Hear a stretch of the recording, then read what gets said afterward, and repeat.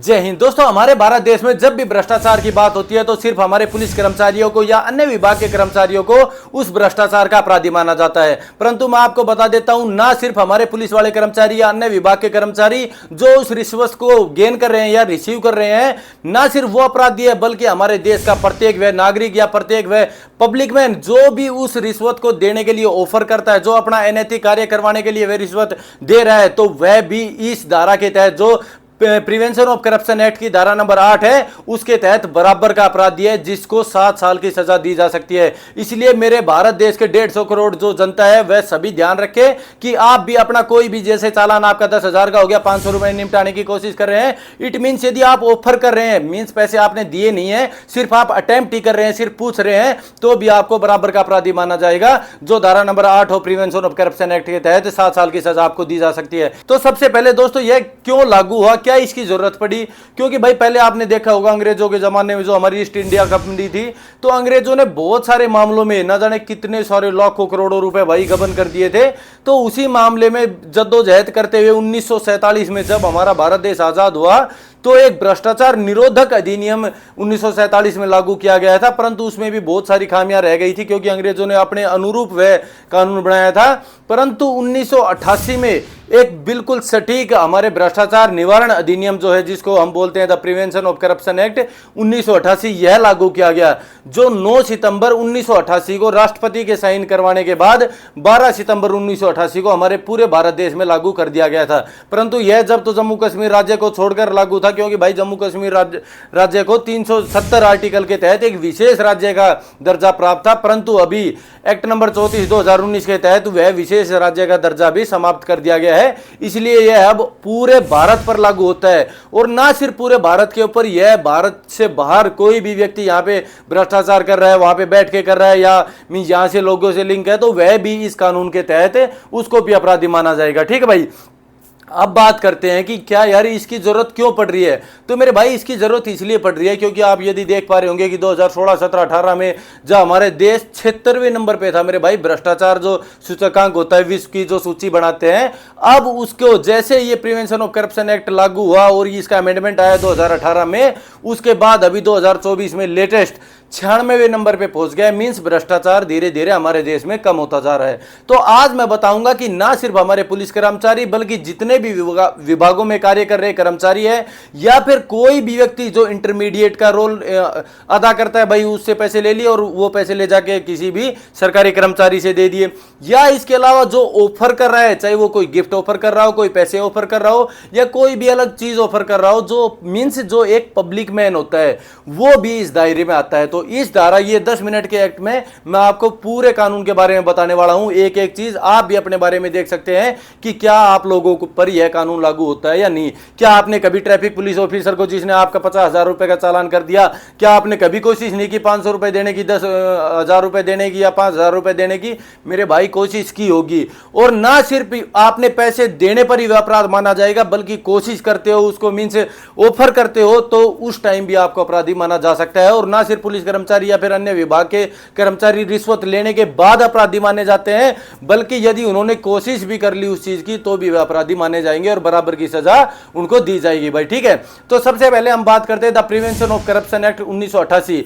जो भ्रष्टाचार निवारण अधिनियम 1988 है। उसमें 5 चैप्टर हैं और 31 धाराएं हैं। सिर्फ 10 से 12 धाराएं मैं आपको करवाने वाला हूं, जिससे आपका पूरा यह सिलेबस कवर हो जाएगा। सारे वकील भाई, जितने भी हमारे पुलिस वाले भाई हैं, या जितने भी विभागों में कार्य कर रहे मेरे कर्मचारी भाई, और पूरे देश की जनता जो आए दिन, मैं कहता हूं एक पुलिस कर्मचारी या एक अन्य विभाग का कर्मचारी पैसे ले रहा है तो 100 लोग, जो 100 पब्लिक मैन है, वो देने की कोशिश कर रहे हैं, तो वो भी मेरे भाई बराबर के अपराधी हैं। इसलिए कानून का मीन्स जो भी हमारे सरकारी कर्मचारी कार्य कर रहे हैं, वो आपका हक है यार। यदि वो जबरदस्ती आपसे मांगते हैं तो 1064 के ऊपर कॉल कीजिए, या हर थाने के बाहर आपने एक पोस्टर वो चिपा रखा है भाई, वो देख सकते हो कि भाई उसमें विजिलेंस के, स्टेट विजिलेंस के नंबर मिलेंगे आपको, या फिर एसपी ऑफिस में या डीएसपी ऑफिस में कहीं भी शिकायत आप कर सकते हो। सभी के नंबर किसी भी थाने के बाहर मेंशन किए होते हैं। ठीक है भाई, तो आप सजग होइए, सुरक्षित रहिए, जागरूक रहिए। आप भी यार उस दायरे में आते हैं ना, तो आप भी एक सरकारी मीन्स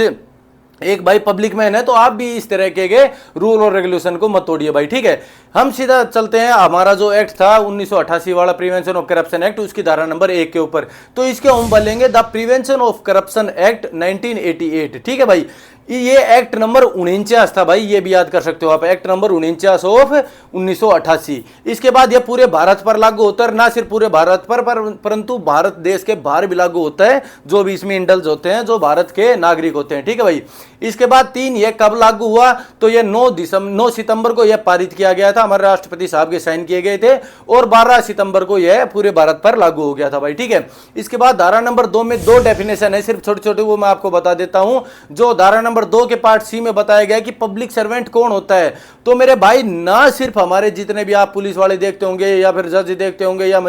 ये जो भी वकील देखते होंगे, पीपी जिसको हम बोलते हैं, या फिर कोई भी सरकारी कर्मचारी, पटवारी, या फिर सचिव, या फिर जेई,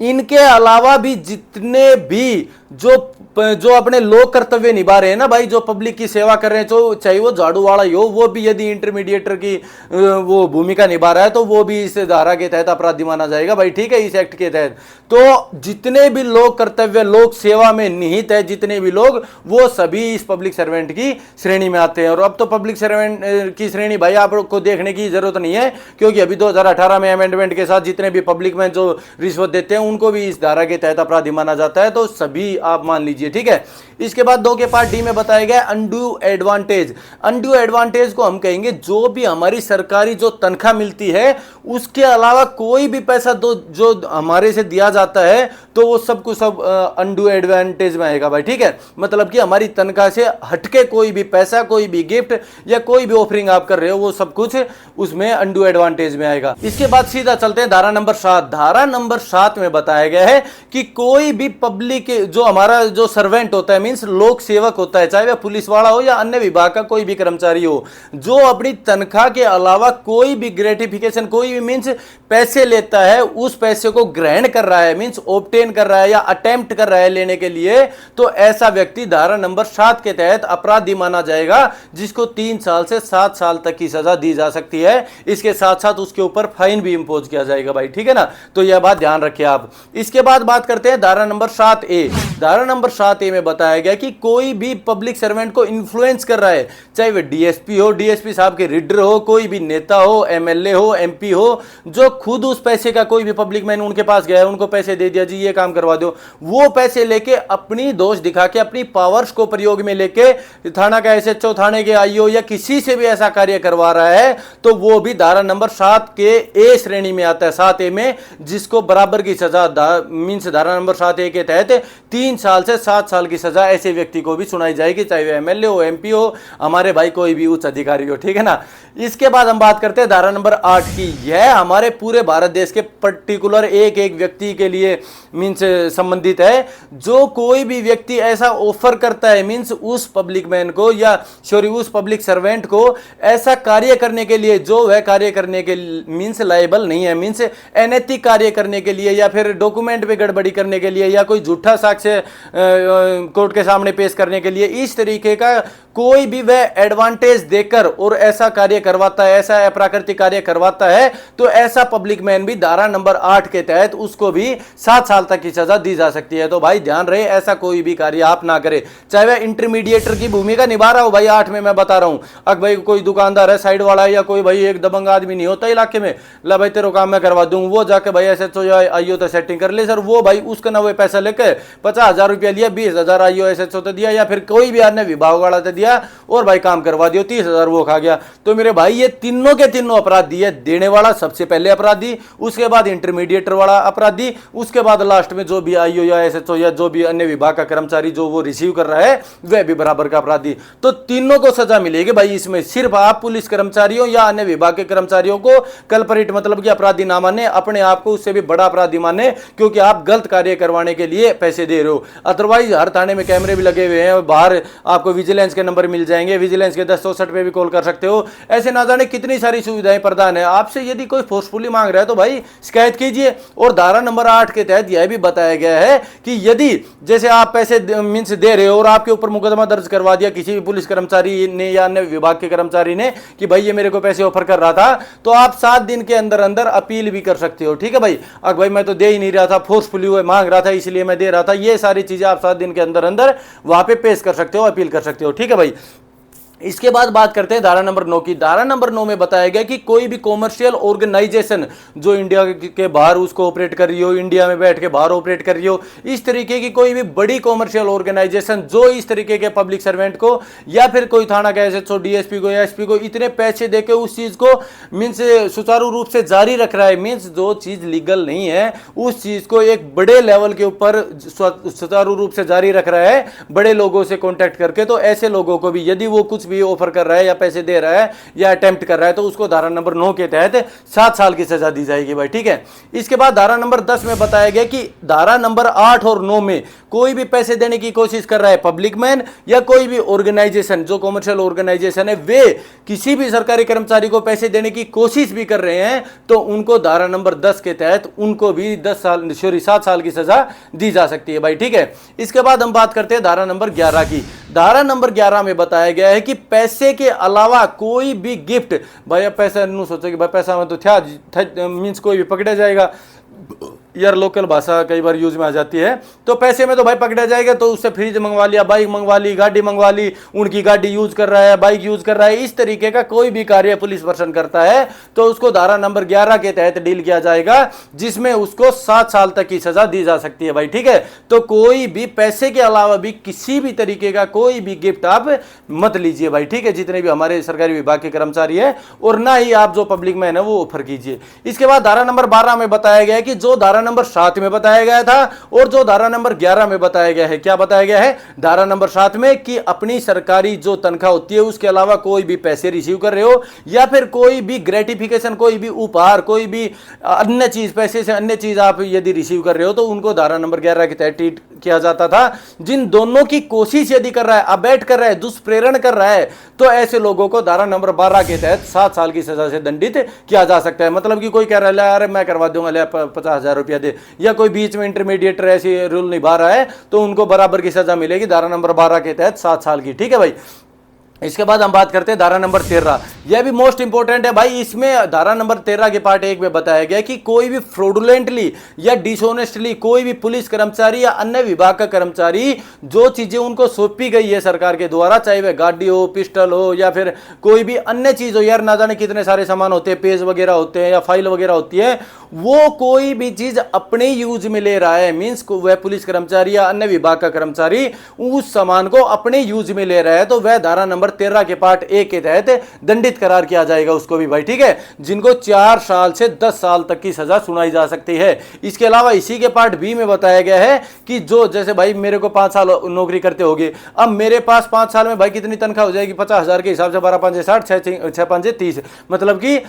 आप लगा लीजिए कि भाई 30 से 1 लाख रुपया लगा लीजिए, परंतु मैं काम कर रहा हूं भाई 3-4 करोड़ का। तो ऐसी तरीके से यदि कोई भी मामला मिलता है तो आप मीन्स कोई भी अपने आप को एनरिच कर रहा है अन्य तरीके के सोर्स से, अन्य तरीके के रुपये से, तो वह धारा नंबर 13 के पार्ट 2 में उसको अंकित किया जाएगा, जिसमें उसको 10 साल तक की सजा दी जा सकती है। परंतु भाई एक चीज ध्यान रखिए, जो 2018 का अमेंडमेंट था उसमें यह बताया गया है कि कोई भी व्यक्ति,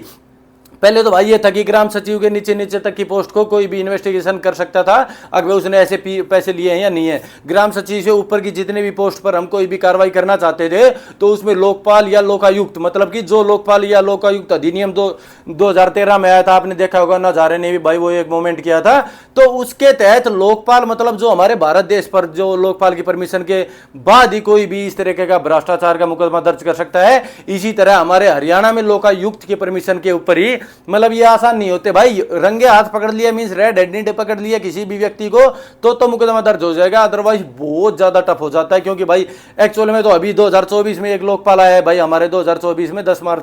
मार्च को 2024 में लोकपाल की नियुक्ति हुई है हमारे भारत देश में, इससे पहले भाई कोई पोस्ट ही नहीं थी। तो मेरे भाई यह बहुत मुश्किल हो जाता है कि उस लोकपाल या लोकायुक्त की परमिशन लेना, जो उनको भाई 3 महीने के अंदर अंदर वह स्वीकृति देनी पड़ती है कि आप यह कार्रवाई कर सकते हो। और यदि उनके पास वह स्वीकृति चली गई और आपकी एप्लीकेशन लग गई तो 2 साल के अंदर अंदर उन्हें उस केस का निपटारा करना पड़ सकता है, और कुछ स्पेशल केसेस में यह मामला 4 साल तक भी इंक्वायरी पे जा सकते हैं भाई, ठीक है। तो मेनली ध्यान रखें कि रेड हैंडेड ना पकड़े गए तो भाई आप वह बहुत कठिन मींस एक जटिल सिचुएशन हो जाती है उसको इन्वेस्टिगेट करना, ठीक है भाई। इसके बाद धारा नंबर 13 का पार्ट 1 और 2 बता दिया है। कोई भी डिसऑनेस्टली या फ्रॉडुलेंटली तरीके से कोई भी सरकारी सामान को अपने यूज में लेता है या किसी अन्य अपने उसके यारी रिश्तेदारी में यूज में देता है, या फिर 13 के पार्ट 2 में आके भाई कोई भी व्यक्ति जो अपने आप को ज्यादा से ज्यादा अमीर बनाए जा रहा है जो उसकी तनख्वाह से ज्यादा है, ठीक है भाई। इसके बाद धारा नंबर 14 में बताया गया हैबिचुअल ऑफेंडर, जो मतलब कि आदतन अपराध दिया है इस तरीके का पैसे लेने का, एक मुकदमा हो लिया दूसरा मुकदमा फिर हो गया भाई, तो उसको 10 साल तक की सजा सुनाई जा सकती है भाई, ठीक है। इसके बाद धारा नंबर 15 इसमें कह रहा है कोई भी अटेम्प्ट करता है, मतलब कि ये सारे मामले थे उनको थोड़ा बहुत भी अटेम्प्ट करने की कोशिश करता है तो उनको भी बराबर की सजा दी जाएगी धारा नंबर 15 के तहत, ठीक है। इसके बाद धारा नंबर 17 में बताया, धारा नंबर 16 भी मैं जिक्र कर देता हूं कि जो भाई मीन्स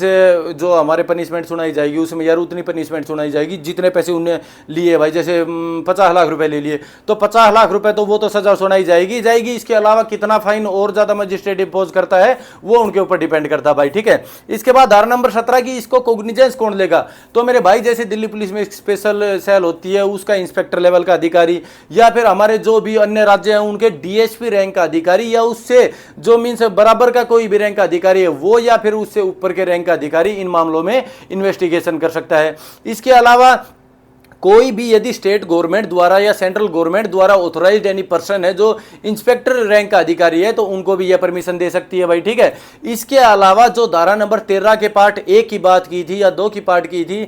की थी 13 के पार्ट 1 मतलब कि जो भी सरकारी संपत्ति अपने यूज में ले रहा है या अपने अन्य यारी रिश्तेदारी को यूज में दे रहा है तो वह एसपी या एसपी के रैंक के ऊपर के अधिकारी की परमिशन से ही वह इंक्वायरी करी जा सकती है भाई, ठीक है। तो यह भी आप ध्यान रखिए भाई। तो जो भी भ्रष्टाचार निवारण अधिनियम के तहत जितनी भी मुख्य धाराएं थी, जितनी भी मुख्य बातें थी, मैंने आप सभी लोगों के साथ डिस्कस कर लिया है। तो यदि इसके अलावा भी आपकी कोई भी क्यूरीज या ग्रीवेंसीज रह जाती है, कोई भी डाउट रह जाती है तो आप कमेंट बॉक्स में मुझे कमेंट करके अवगत कराएं। और ऐसी वीडियो